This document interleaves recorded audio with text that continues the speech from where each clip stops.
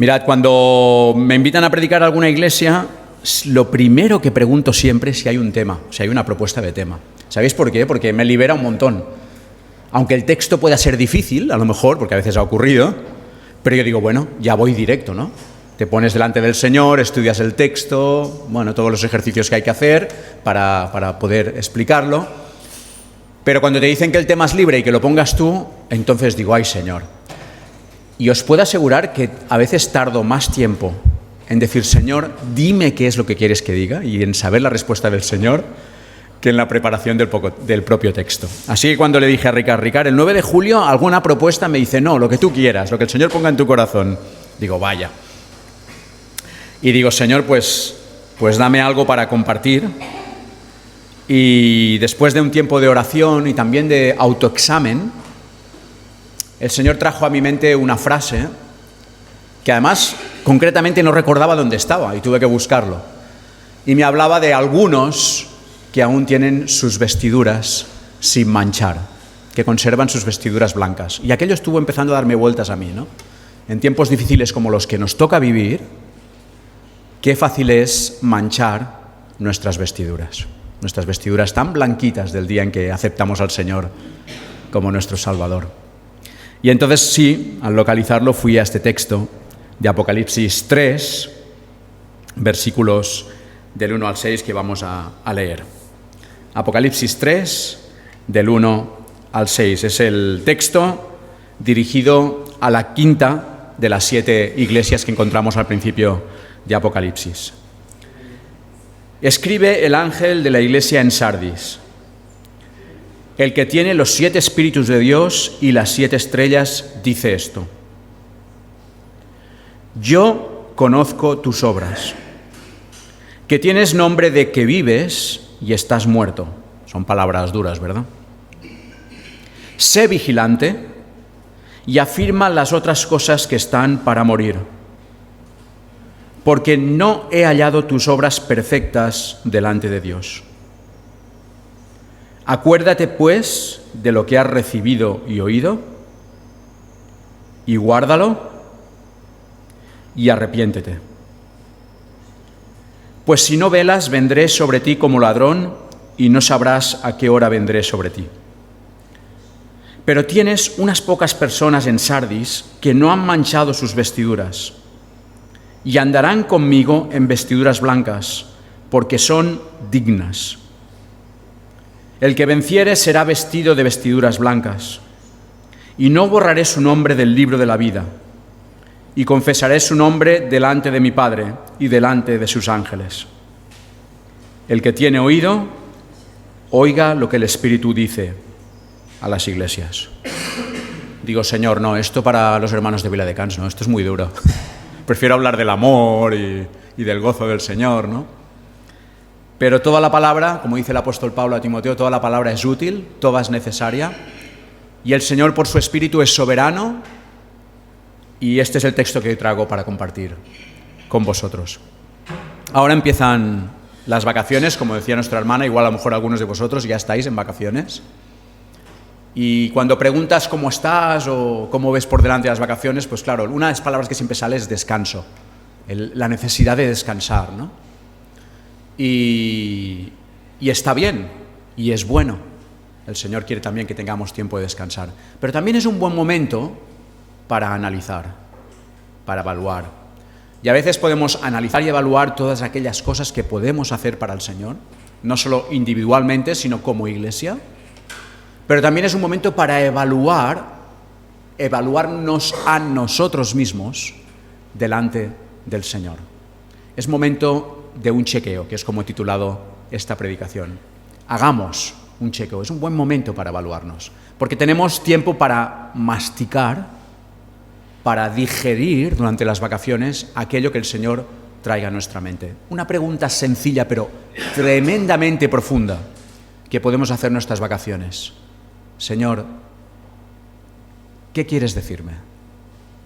Tengo una semana, tengo 15 días, tengo 3 semanas, tengo un mes por delante para escuchar tu voz. Yo tengo ganas de descansar, tengo ganas de pasarlo bien, pero ¿tú qué quieres decirme? Y pedirle al Señor que Él nos hable en este tiempo también de vacaciones. Bueno, estamos ante un libro nada fácil, el libro de Apocalipsis. Por cierto, en septiembre, yo sé que algunos seguisteis con David Burr el estudio de Hebreos. En septiembre, no sé si Ricardo os lo ha compartido, supongo que sí, que empezamos Apocalipsis. Y es todo un reto, ¿eh? Además tendremos dos hermanos con dos visiones diferentes que nos explicarán, y seguro que de ambos podremos sacar, no sé si nuestra opinión, porque no es tan fácil, pero sí al menos una perspectiva de este libro tan profundo, pero que a la vez es también tan retante. Eso empezará en septiembre con Esteban Rodeman y con Juan Pablo González. Y estamos ahora, como os decía, ante la quinta iglesia de las 7 que encontramos en los primeros capítulos de Apocalipsis. Y quisiera hablaros un poquito de Sardis, que es la iglesia a la que se dirige este mensaje como primeros receptores. Si podemos poner unas fotos que tenemos aquí seleccionadas. Bueno, ahí tenéis las 7 iglesias. Podemos pasar a la pantalla siguiente para que no se nos vaya mucho el tiempo. Ahí está. Sardis, ¿qué os parece? ¿Es una ciudad bonita? ¿Dónde está la ciudad, no? Estáis pensando eso, aquí no hay ciudad, ¿no? Pues esto es lo que queda de Sardis. El monte es el monte Molo. La ciudad estaba no sobre las montañas de piedra que hay atrás, sino sobre este monte que aún hay pinos o arboleda. Ahí estaba la ciudad de Sardis. Y efectivamente, la respuesta es, ya no está. Sí que sigue existiendo Sars, que es la ciudad heredera de la Sardis antigua, pero está emplazada en la base de esta colina. Tenemos otra foto. Esta es una sinagoga que se conserva de la antigua Sardis, porque aún hay restos, aunque veíamos solo el monte con árboles, aún se conservan algunos restos. Una sinagoga del siglo II antes de Cristo, donde podemos entender que había hermanos que se congregaban, que seguían al Dios vivo y verdadero. Pero también tenemos una siguiente foto. Esta es el templo de Artemisa. ¿Veis? Ahí está al fondo el monte donde inicialmente estaba la ciudad, y abajo las cosas que quedaron, que aún se conservan en ruinas. El templo de Artemisa. Me río yo del Partenón de Atenas, porque había como 78 columnas... Uy, ya me estoy yendo de... No me puedo perder en esto, es que me encanta lo del arte jónico. 78 columnas de arte jónico, era un templo impresionante. Pero mientras estaba la sinagoga del siglo II antes de Cristo, también un siglo antes estaba el templo Artemisa. Y allí el paganismo, allí todo el culto a la diosa Artemisa, diosa de la fertilidad, el culto también a la diosa Cibeles, que eso no sonará por lo de Madrid, pero resulta que arranca aquí mucho más lejos, y allí se practicaba la sexualidad como culto, orgías, prostitución sagrada. Es decir, que era una ciudad que tenía su sinagoga, pero también tenía todo este peso de religiosidad pagana que seguro que no era nada agradable a los ojos de Dios. ¿Cómo combinaban esos primeros creyentes allí este tema? No lo sabemos. Lo curioso es que de las 7 iglesias es la única en la que no se nos habla de que hubiera persecución. ¿El por qué? Podemos pensar. Quizás sabían combinar ambas cosas. Podemos intuir que algo de eso podía haber por el propio mensaje que el Señor da a esta iglesia. Así que ahí nos queda también una reflexión. Pasamos un poco más adelante. Esto era un gimnasio del siglo II antes de Cristo. Y ahora os diré por qué también he querido poner esta foto. Dicen que es impresionante a nivel arqueológico, ¿eh? Y una foto más. Aquí tenéis la primera moneda de oro del Imperio Romano. En la base del monte Molo, que digo, estaba el río Pactolo, que significa portador de oro. Los romanos acuñaron sus primeras monedas de oro en la ciudad de Sardis. Y un último detalle más. Esta es la actual Sars, lo que antiguamente era Sardis, que está un poco desplazada. Y estaba leyendo, averiguando, y creen, pasa que no sé cómo bien han valorado eso, pero que hay 2 familias cristianas, creyentes, en la ciudad de Sars en la actualidad. 2 familias. ¿Por qué os enseño estas fotos? Mirad, seguridad. Una ciudad que estaba sentada sobre un monte, tenía 3 murallas, era una ciudad que podía sentirse segura. Por otro lado, religiosidad, una mezcla sincretista, todo cabe, todo vale, todo se respeta, todo se tolera, pero todo lo combinamos. Tercer ingrediente, culto al cuerpo, un gran gimnasio. Cuarto ingrediente, prosperidad, monedas de oro. Había una fábrica importante de tejidos, que eso también nos da una pista sobre el texto que hemos leído. Y mi reflexión es proponeros que no estaban tan lejos de lo que estamos ahora nosotros. Necesitamos sentirnos seguros. Últimamente se ha tambaleado esto de la seguridad, ¿verdad? Con la pandemia, ahora la guerra de Ucrania. Todas estas cosas nos hacen recordar que no estamos en un mundo tan seguro. Pero muchas veces y durante muchos años nos hemos sentido, los hombres y mujeres, personas seguras. Nos ha gustado esto de cuidar el cuerpo, y está bien, tiene una parte lógicamente muy buena y necesaria. Nos ha gustado esto de la prosperidad. Y también, hoy en día, podemos vivir tolerando una serie de cosas que nos rodean o propuestas que nos rodean a nivel religioso o sincretista, donde todo se vale, donde todo se tolera. Y viviendo también, en cierta manera, compaginando lo que nuestro mundo hoy en día nos ofrece con nuestra fe en Cristo. Así que en este texto encontramos advertencias porque podemos entender muy bien a aquellos primeros hermanos también y el mundo en el que ellos vivían. La ciudad fue tomada 2 veces y habéis visto pues que lo que quedan son ruinas a pesar de la nueva ciudad, la Sars actual. Ahora es momento para que también apliquemos a nosotros mismos pues qué cosas prácticas podemos sacar de aquí. Por eso os hablaba de un chequeo. Nos toca ir al médico, ¿sí? Mirad, yo a la Seguridad Social no había ido nunca, bueno, porque tengo una mutua sencillita, pero no había ido nunca. Y hace un año me dijeron, mira, la simvastatina, que algunos conoceréis, es un medicamento que se toma para el colesterol. Me dijeron en la farmacia, mira, a partir de ahora esto hay que pedirlo con receta, ya no vale darlo sin receta. Digo, pues yo no tengo nunca receta, nunca la he tenido. Mi médico privado me dijo que tenía que tomarla. Pues tendrás que ir a la Seguridad Social. Bueno, primero averigua quién era mi doctor o mi doctora, en este caso una doctora. Y cuando me vio la doctora dice, perdona, es que no tenemos datos tuyos. Digo, pues será cuestión de empezar a tenerlos. Sí los tenían porque, claro, mínimamente hay un registro, ¿no? Pero no sabían nada médico. Y entonces le dije, mire, Diego, yo solo he venido, porque aparte como soy un ansioso y va con prisa, digo, yo solo he venido a buscar mi receta de la simvastatina. Me dice, no, perdona, esto no va así. Tú has venido aquí ahora, voy a tomarte nota de tus datos y lo primero que vamos a hacer es un mini chequeo con analíticas de sangre, de orina. Digo, vaya hombre, yo venía directo a por la receta y ahora esta mujer, pues nada, tuve que hacerlo y tuve que hacer ese chequeo.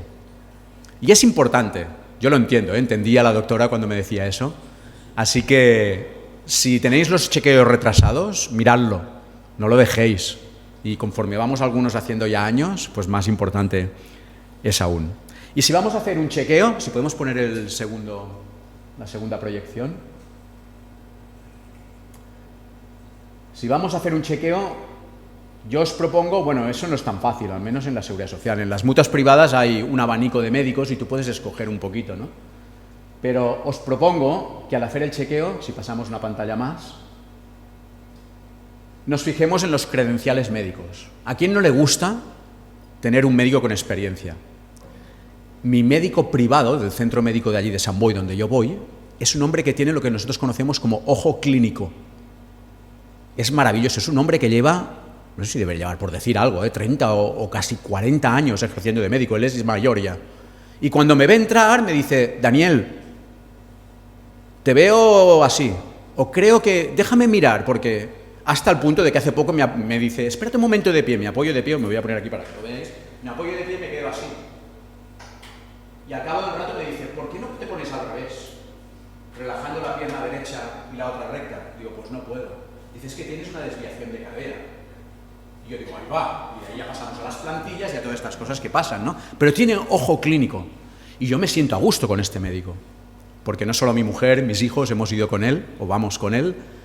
Y bueno, es importante, ¿no? Saber que el médico es alguien fiable, ¿no? Ahora dicen que le sustituyen y ponen un chaval joven, que yo no le quito mérito, pero ha acabado su carrera y ya digo, ay, a ver, ¿no? Y nos gusta que sea alguien experimentado, alguien... Mirad, el médico que puede hacer este chequeo espiritual que necesitamos es el mejor de los médicos. Es nuestro Dios. Por eso os retaba a que le preguntemos al Señor, ¿qué quieres decirme? ¿Qué tienes para mí? Quiero aprovechar estas vacaciones también para pensar. Dime, Señor, háblame por tu palabra. Y es el mejor de los médicos, justamente es el que tiene los 7 espíritus y las 7 estrellas. Sabéis que para los judíos el 7 es el número perfecto, es una manera de decir el todo, la perfección. ¿Y qué es esto de los 7 espíritus? Si miráis el capítulo 5, versículo 6, veréis que se nos habla de los ojos, el que todo lo ve. Es una manera apocalíptica, un lenguaje apocalíptico, que nos está transmitiendo que Él es el que todo lo ve. Si tú quieres hacerte un chequeo, ahí tienes a ese médico, que todo lo ve. Por otro lado, las 7 estrellas nos pueden hablar de los ángeles, ahí hay un poco de discusión, si se refiere a ángeles, si se refiere a los líderes de cada una de las 7 iglesias, pero en todo caso, sea una cosa o sea la otra, está hablando del gobierno, de la autoridad. Así que estamos delante de un médico que todo lo ve, que tiene toda la autoridad, que tiene todo el poder. Oye, ¿qué te parece un chequeo delante de este médico? Maravilloso, no hay duda alguna. Y tiene cosas que decirnos. En segundo lugar, es muy importante también el diagnóstico que nos haga, ¿no? Porque claro, si tenemos un médico tan bueno ahí delante, le decimos, bueno, ¿cómo me ve, no? Y no sé si os pasa a vosotros, cuando te hacen una analítica, te la dan en un sobre cerrado a veces, que dices, ¿por qué lo cierran? Yo no voy a aguantar hasta la semana que viene sin ver la analítica. ¿Sois de los que la abrís antes? ¿Sí? Pues yo la abro también. Y abro y hago así, y miro el número de estrellitas, porque la mitad de cosas no sé lo que son, y miro que no haya estrellitas. Ese es mi baremo desde la ignorancia del mundo médico, ¿no? El colesterol y la tensión, esas son mis 2 guerras. Pues bueno, ahí están y voy mirando los triglicéridos. El diagnóstico es importante.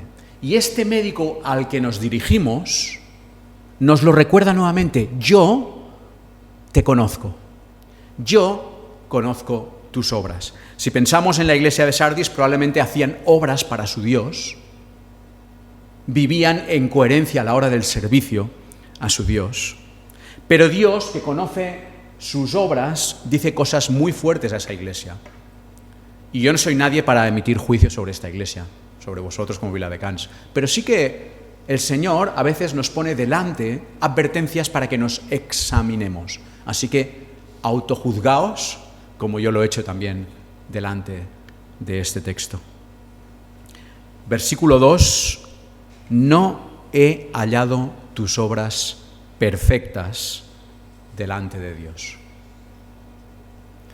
El médico dice a su iglesia a veces, no hallo tus obras perfectas delante de Dios. ¿Qué quiere decir perfectas? A ver, perfecto nadie es. Alguno de aquí igual sí que os veo casi perfectos, ¿eh? Pero no es tan fácil. De hecho, seguro que no es así. Nadie es perfecto. Y por tanto las obras no son perfectas. Pero en el texto original, este perfecto, la Biblia de Jerusalén lo traduce muy bien, da a entender la palabra de contenido. La Biblia de Jerusalén traduce, no conozco tus obras que sean llenas delante de mí. Mirad, yo este año, no es por ponerme medallas, pero he hecho un montón de cosas para el Señor. Un montón. Buah, qué bueno, ¿no? Qué buen creyente soy, ¿no? No he parado, ¿no? He ido a ver a los hermanos de Viladecans, que son pesaditos. He ido a verlos 3 veces. Hasta he ido a un campamento con ellos en Rosas, oye. ¿Cómo trabajo? Qué buen servidor del Señor soy. La pregunta no es esa. La pregunta que el médico me hace es, ¿han sido con contenido? En la iglesia siempre les repito a los hermanos, que están en ministerios, que son muchísimos, les digo, el día que se nos olvide que lo hacemos para el Señor, eso es activismo. No es lo mismo la actividad que el activismo. Y pueden nuestras obras no estar llenas, o al menos no estar suficientemente llenas como el Señor espera de nosotros. El Señor quiere que lo hagamos conscientes de que hacemos las cosas para Él y con una vida de coherencia en la medida de lo que podamos. Todos somos pecadores, todos tenemos debilidad, pero el Señor dice, quiero que tus obras estén empapadas de amor a mí y de una vida en coherencia. El Señor me ha recordado a mí esto estas 2 últimas semanas. Y creo que lo ha hecho porque necesitaba oírlo. Si a vosotros os sirve también esto, analizaros, dejad que el médico también examine vuestras vidas. Aquí tenemos una clara referencia al activismo, las obras, las muchas obras vacías. Pero también tenemos una clara referencia al nominalismo, no solo al activismo, al nominalismo. Son muy fuertes las palabras que encontramos. Tienes nombre de que vives y estás muerto.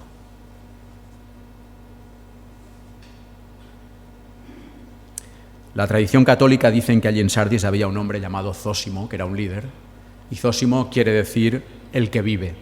Dicen que quizá por ahí venían esas palabras de que tienes nombre de que vives y estás muerto. Pero yo creo que en el contexto, fuera por eso o no, seguro que está dando a entender algo a aquella congregación. ¿Os acordáis? Yo a veces os he hablado del diploma, yo soy muy pesado con esto. El día que tú aceptas al Señor como Jesucristo, al Señor Jesucristo como Salvador y Señor, ese día no te dan un diploma que ya sirve para que te relajes el resto de tu vida.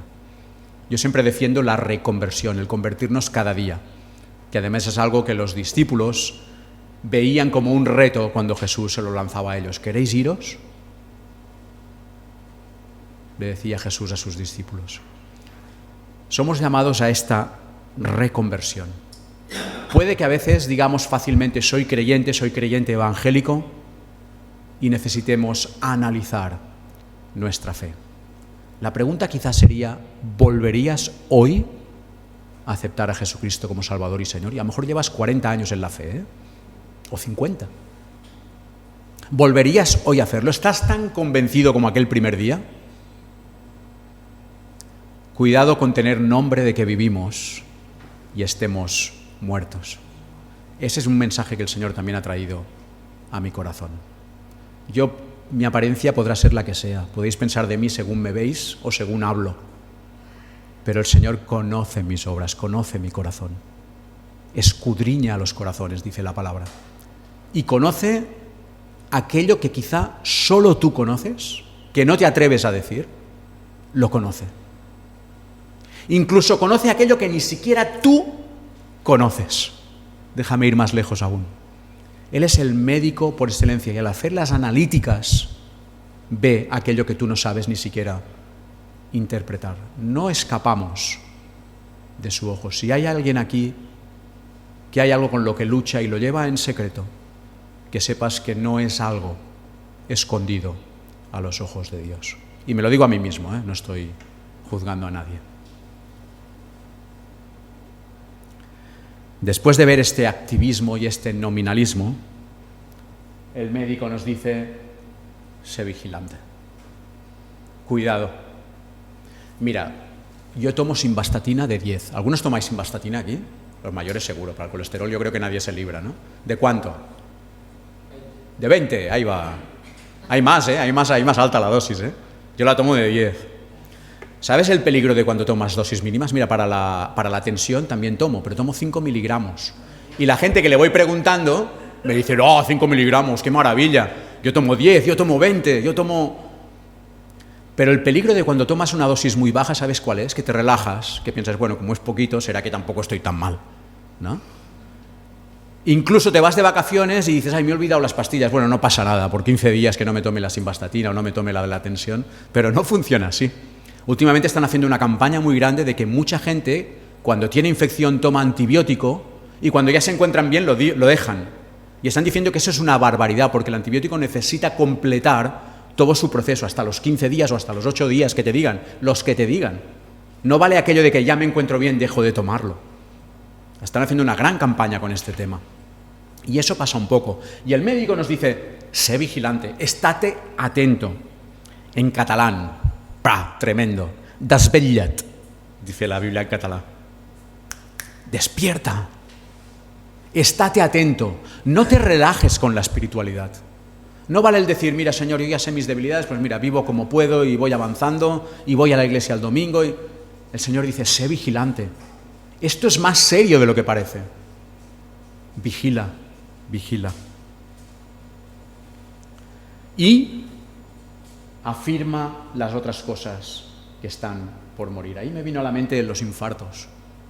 Mi padre, que falleció el año pasado y que está con el Señor, los últimos 3-4 años tuvo muchas microembolias.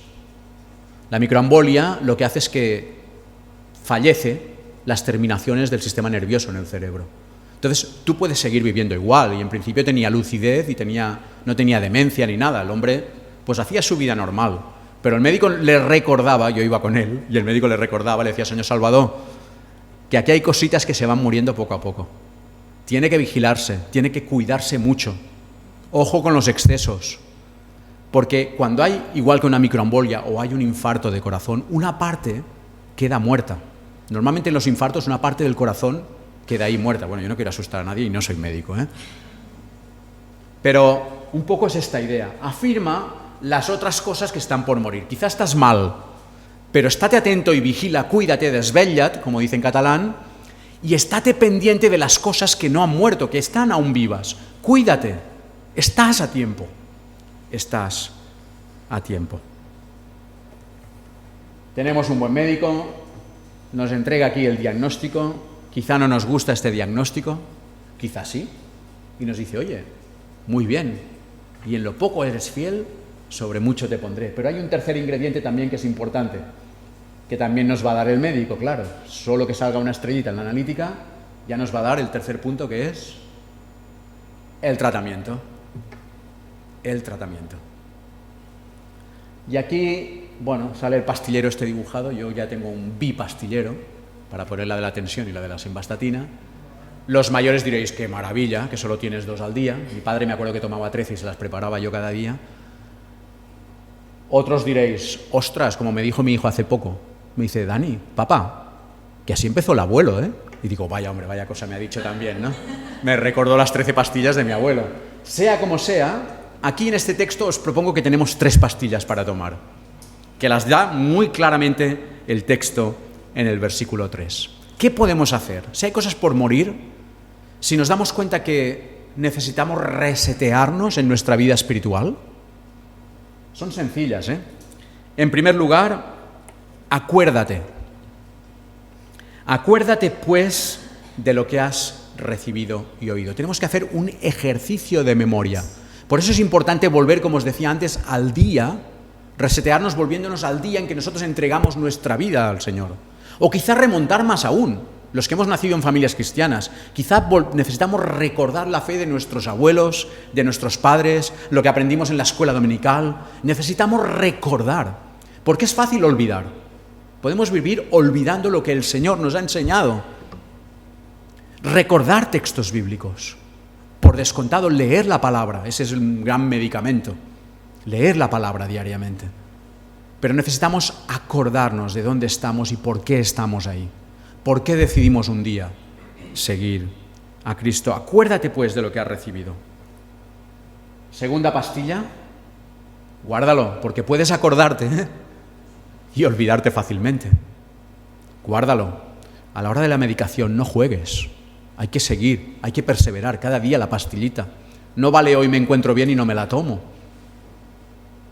¿Sí? Bueno, algunas medicaciones creo que sí que son así, que puedes ir jugando un poquito según te ves, pero creo que son la minoría, ¿eh?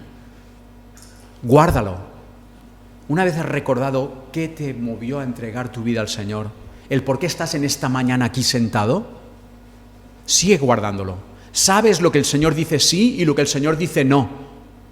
Guárdalo. Es una de las palabras que más Dios repitió a su pueblo de Israel en el Antiguo Testamento. Guarda las Escrituras. Guárdalas, porque en ello te va la vida. Y una tercera pastilla. Arrepiéntete. Toma tu pastilla de arrepentimiento. Porque probablemente, a mí me ha ocurrido en estos 15 días, si examinas, si recuerdas, si repasas lo que deberías guardar, ahí salen a la luz, y más a la luz de un médico que todo lo ve, salen nuestros defectos espirituales, las cosas en las que fallamos, las cosas en las que nos vamos normalizando y que no son normales a los ojos de Dios. Ayer hablaba con mi mujer de la sexualización en las series, en la televisión. Es increíble, pero es que hay series muy buenas. Yo es mi momento de desconexión, no todos los días, pero algún día puedo ver una serie. Le digo a mi mujer, vemos un episodio más juntos, y las series duran meses entonces, ¿no? Pero tú la ves y en medio hay cosas que tú sabes que no son buenas, no son válidas a los ojos de Dios.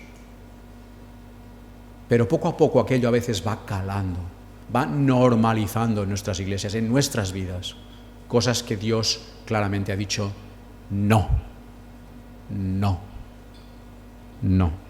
Arrepiéntete. Si hay algo que tenemos que arrepentirnos, que arreglar, arrepintámonos.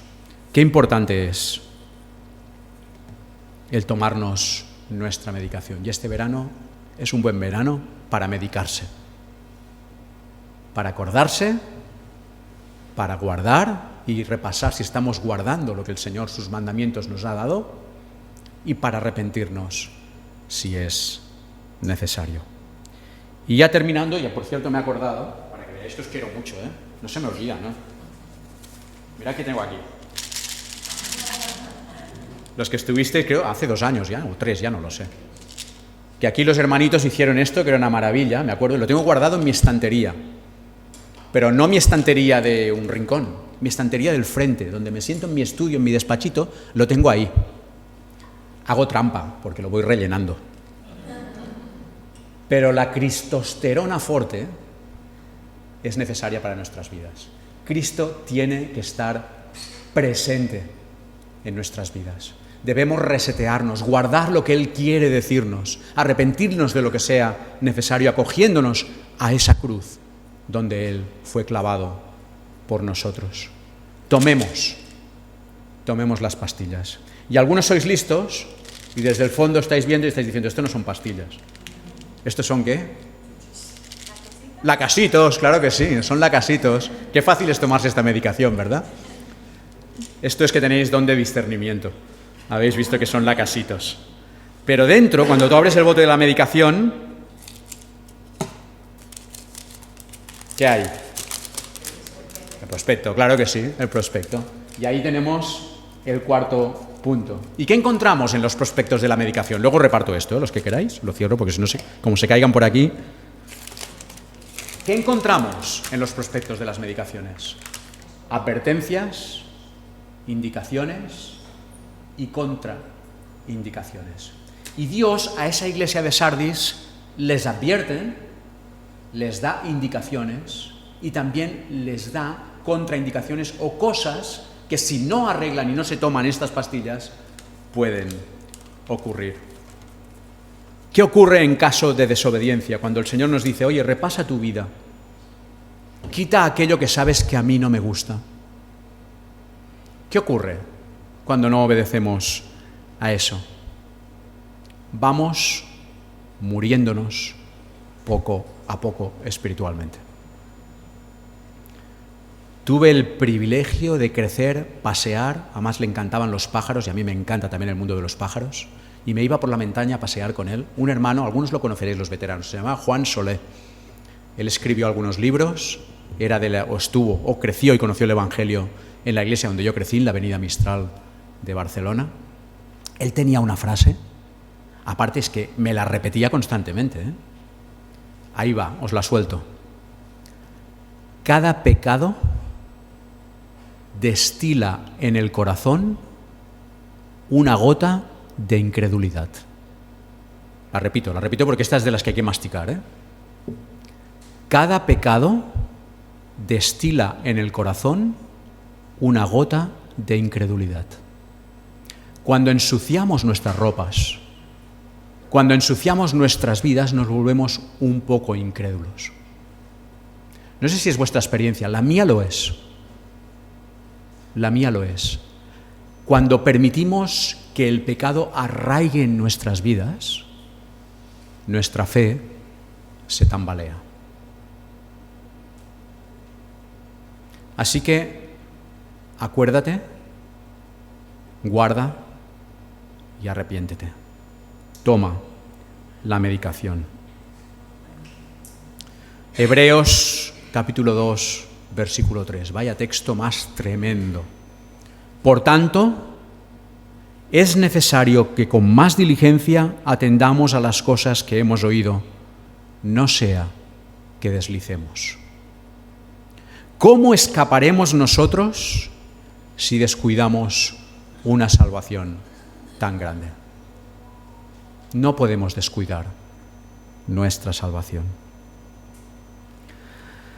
También hay unas palabras para los que estamos dispuestos a obedecer, aun a pesar de nuestras limitaciones. Versículo 4.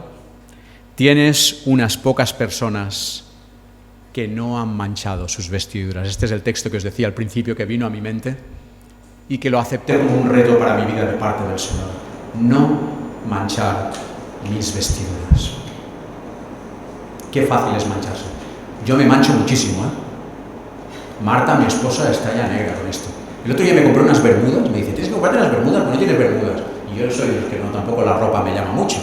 Pero digo, venga, me compro unas bermudas. Recién puestas me manché. Ha hecho 2 lavadoras y no se ha ido la mancha. No sé qué tipo de tejido es y ha quedado ahí.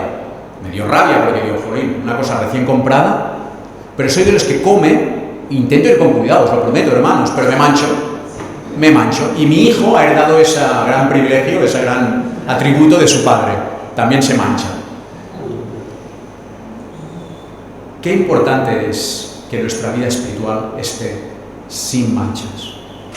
¿Sabéis por qué murió Cristo en la cruz? Lo hemos cantado antes, Acabaremos, porque me lo he apuntado yo para acabar la predicación citando eso.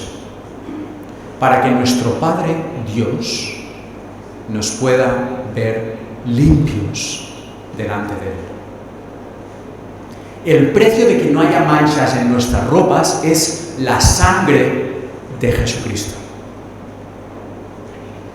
Dios podría haber dicho, mira, ven aquí, estás todo manchado, por eso igual ven, pero Él no puede.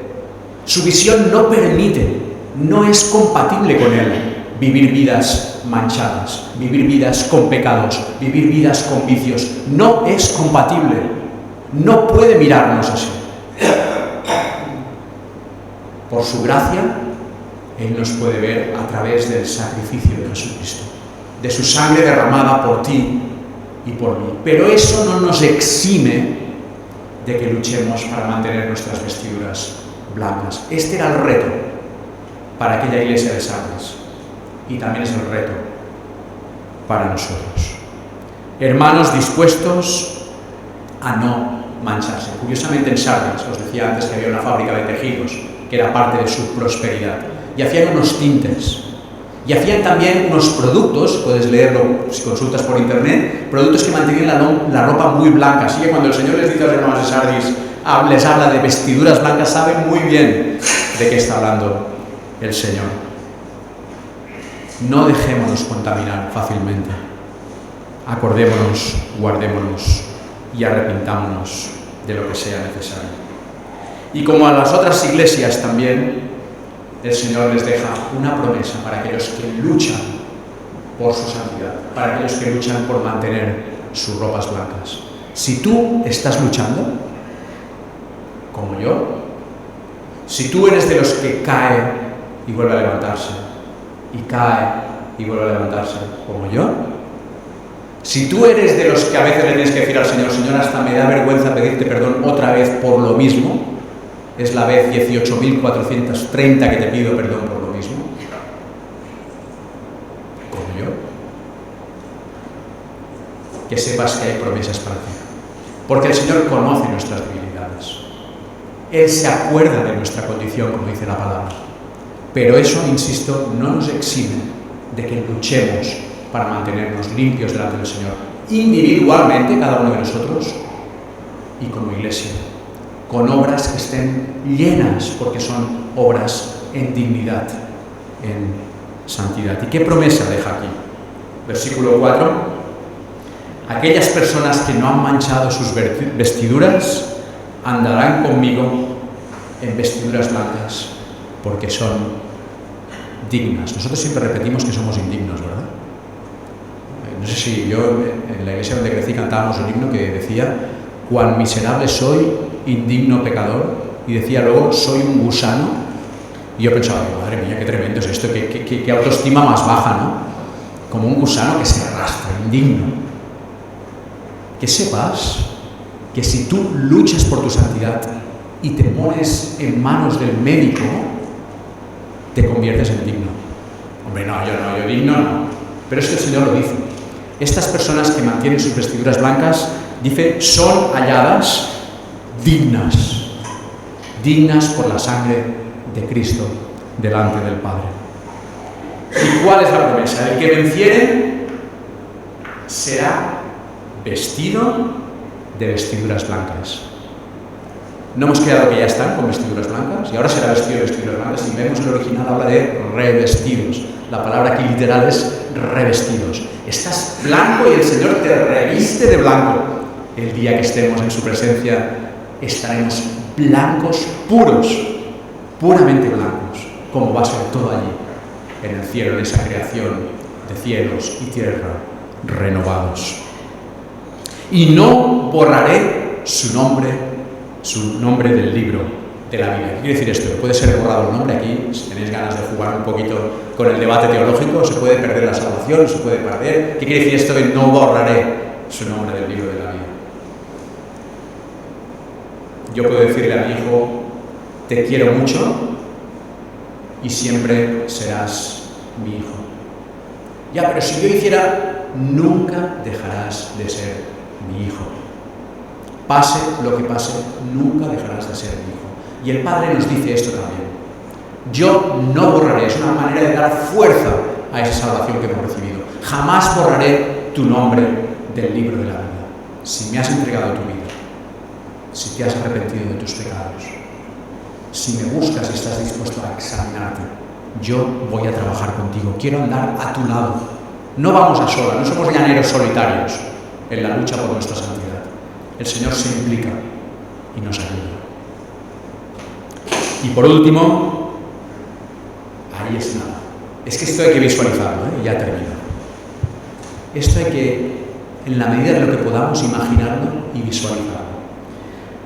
Confesaré su nombre delante de mi Padre y delante de sus ángeles.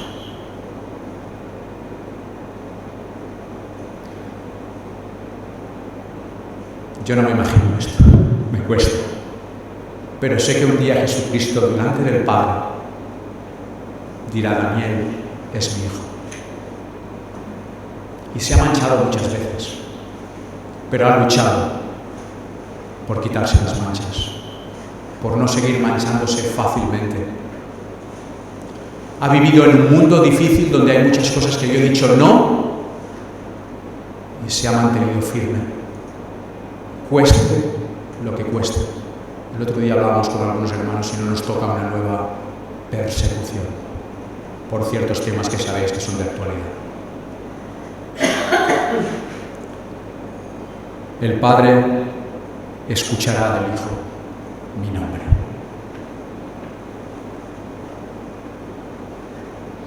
El que tiene oído, oiga lo que el Espíritu dice a las iglesias y lo que el Espíritu nos dice a cada uno de nosotros. Hazte la revisión médica. Ahora cuando baje reparte la casa, pues quien quiera. Pero tómate tu medicación. ¿Os acordáis de los 3 medicamentos? ¿Sí? Acuérdate, guarda y si es necesario, arrepiéntete. Mira, tienes unas vacaciones por delante para darle vueltas a esto. Y pregúntale al Señor, Señor, ¿quieres decirme algo? Saca a la luz incluso aquello que yo no veo, porque tú sí que lo ves todo. Termino con el cántico que os decía, porque es que lo hemos cantado y es brutal. Un día Él regresará. En su presencia voy a estar. Sin mancha ante Él vendré, justificado por la fe. El Señor nos bendiga.